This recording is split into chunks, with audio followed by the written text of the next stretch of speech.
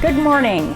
I am so excited to bring you principle number 9, and I cannot believe that we're already at the end of the principles. But today it's my honor and privilege to share with you number 9, and that one is never stop learning. Never stop learning. Knowledge is power. It's so critical. Now, I will have to give the caveat to say I understand we can't know everything anymore. Stuff is coming at us so fast at such a rapid pace.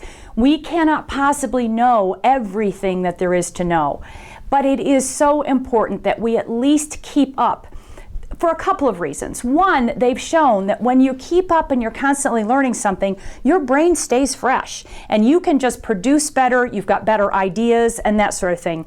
Plus, trying new things, learning new things just gives you hope, just keeps you going. The burnout just doesn't come when you're constantly learning new things. So they're so important. So I want to again share the 5 best practices with you today who will help you never stop learning. All right? The first best practice is to have a mentor or a coach, somebody who you can work with and be able to bounce ideas off, be able to share and talk about challenges that you may be having and identify what should you be learning, where should you be focusing your attention. So having somebody like that in your life is just crucially important. The second best practice is to have a company library with books or DVDs. One of my favorite things to read is Success Magazine. If you haven't subscribed to that, I highly recommend it. It comes with a CD that you can pass around. It's got a magazine you can pass around, and it is for small business owners. It's a fantastic magazine. So having a library, just giving access to all of your team to have that information at their fingertips is just so important. The third one is to be a member of and actively participate in an industry association. I don't know how else you can keep up with what's happening in your industry unless you're keeping up with some sort of an association. They typically have great educational programs and conferences. You can go, you can send other people.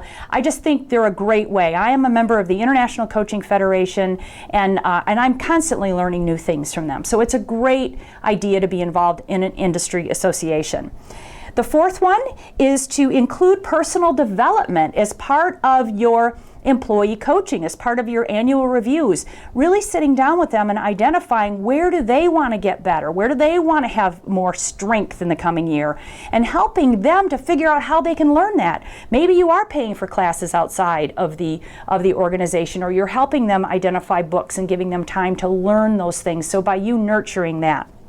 And then last, encouraging your employees that it's okay to fail. Failure, if you're not failing, you're not learning.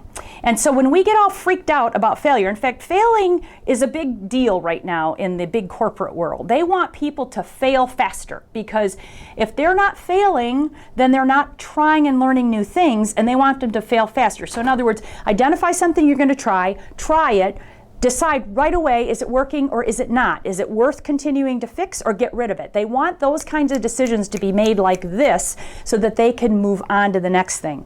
When we squash our employees or get upset because they've made a mistake, that's typically because we're not nurturing that learning, we haven't given them enough training and that sort of thing. So you need to make sure that you're doing that.